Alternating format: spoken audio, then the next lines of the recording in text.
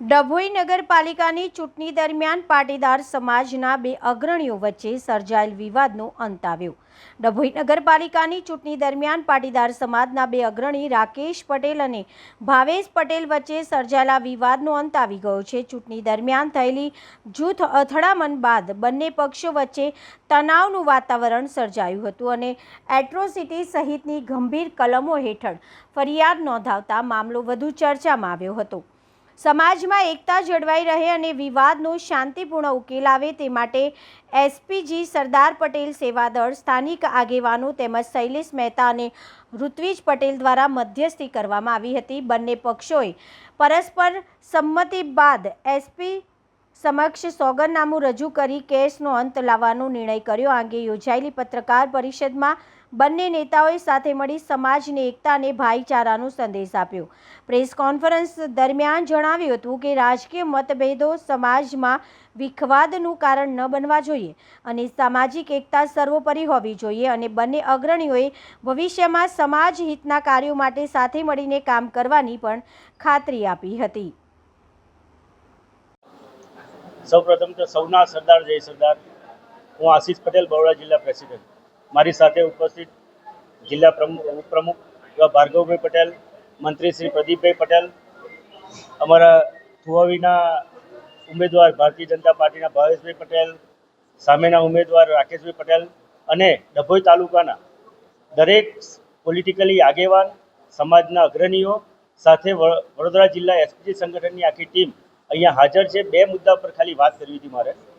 સમાજ વિખરાયના અનુસંધાનની અંદર અગાઉ બી અમે પ્રેસ કોન્ફરન્સ કરી હતી એટ્રોસિટીના અનુસંધાનની અંદર। આજે એ સારી રીતે સમાજ વિખરાય નહીં, પાટીદાર સમાજ એકબીજા સાથે લડી ના રહે, સાથે સાથે મતભેદ હોય મનભેદ ના રહેવું જોઈએ, એની માટે આ પ્રેસ કોન્ફરન્સ કરવામાં આવી છે। એનું સારી રીતે પર્સનલી ઇન્વોલ્વમેન્ટ લઈને ડૉક્ટર ઋત્વિજ પટેલ એવા વડોદરા જિલ્લાના ભારતીય જનતા પાર્ટીના પ્રભારી અને સાથે ડભોઈના ધારાસભ્ય એવા શૈલેષભાઈ મહેતા, બંને વ્યક્તિએ માટે પહેલાં તો ખૂબ ખૂબ આભાર। સાથે સાથે પ્રેસ મીડિયા દરેક વ્યક્તિનો ખૂબ ખૂબ આભાર કે આજે અમને આવો ચાન્સ આપે, તમારા પ્લેટફોર્મ, તમારા માધ્યમથી અમે પ્રજા સુધી મેસેજ પહોંચાડીએ કે સમાજના કોઈ બી વ્યક્તિ સાથે ખોટું થઈ રહ્યું હોય તો સમાજ માટે આગળ આવીને એક અવાજ ઉઠાવવો જોઈએ। એ ખરેખર બહુ જરૂરી વસ્તુ છે। એ જ રીતે ઇલેક્શનને લીધે સમાજ વિખરાઈના, અલગ અલગ સમાજ લડી ના રહે, લડી ના મરે, ઇલેક્શન આવશે જશે, એ ખાસપણે ધ્યાન રાખવાની જરૂર છે। આજે આપણા આદરણીય વડાપ્રધાન એવા નરેન્દ્ર મોદીજી સરદારધામ 3 તારીખ 11 મે 2026ના રોજ આપણા આંગણે આવી રહ્યા છે। એ અમારી માટે, પાટીદાર સમાજ માટે એક ગર્વની વાત છે કે પાટીદાર સમાજનું સંકુલ એવું સરદારધામ 3 બની રહ્યું છે। સરદારધામ 3 જે વડોદરા જિલ્લાની અંદર સૌથી મોટું સંકુલ છે અને એ સંકુલ ખાલી નથી, ત્યાં શિક્ષણ, સંસ્કૃતિ, એકતા એનું પ્રતીક છે। તો આજે માનનીય વડાપ્રધાન શ્રી આપણા આંગણે આવી રહ્યા હોય ત્યારે મારા સમાજ, પાટીદાર સમાજ અને સર્વ સમાજને આમંત્રણ આપવા માટે, આહ્વાન કરવા માટે બેઠો છું કે આજે આપણા માટે બહુ ગર્વની વાત છે, તો એમનું શાંતિપૂર્વક, સારી રીતે, ભવ્યથી ભવ્ય રીતે આપણે એમનું સ્વાગત કરીએ।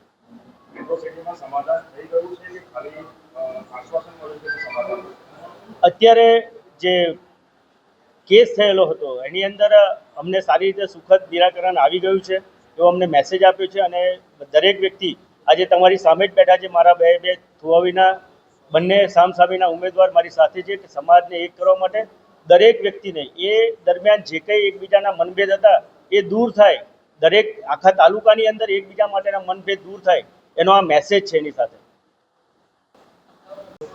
સૌના સરદાર જય સરદાર। આજે પ્રેસ કોન્ફરન્સ કરવાનો હેતુ એવો હતો કે આના પહેલાં જ્યારે ડભોઈ નગરપાલિકાની અંદર મતદાન પૂર્વે જે ઘટના બની હતી એટ્રોસિટીના મુદ્દે, જે ગંભીર પ્રશ્ન હતો, બંને પક્ષકારોમાં પાટીદાર સમાજના જ લોકો હતા, તો એ બંને વચ્ચે મતભેદ જે થયા હતા એનાથી સમાજને ક્યાંક ને ક્યાંક નુકસાન થવાનું હતું। તો એનો અનુસાર અમને એસપીજીને મળ્યો હતો।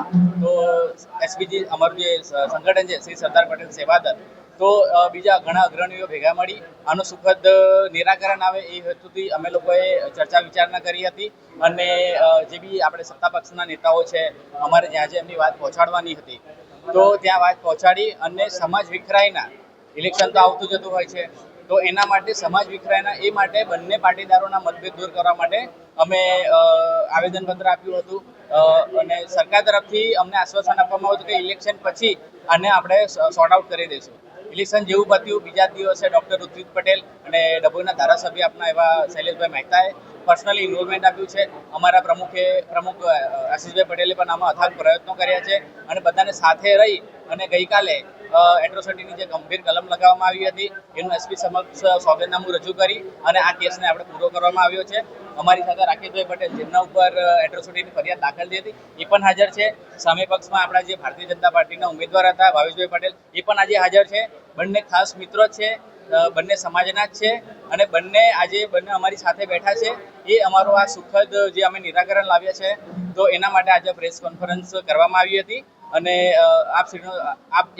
આપના માધ્યમથી અમને સમાજને એક જ મેસેજ આપવા માંગીએ છીએ કે જ્યારે કોઈ પણ ઇલેક્શન હોય કે કોઈ પણ હોય પાટીદાર દરેક સામે બી હોતા હોય છે તો તમે મતભેદ ના રાખશો અને હંમેશા જ્યારે સમાજનું હિત હોય ત્યારે સમાજના પડખે તમે પહેલા ઉભા રહો.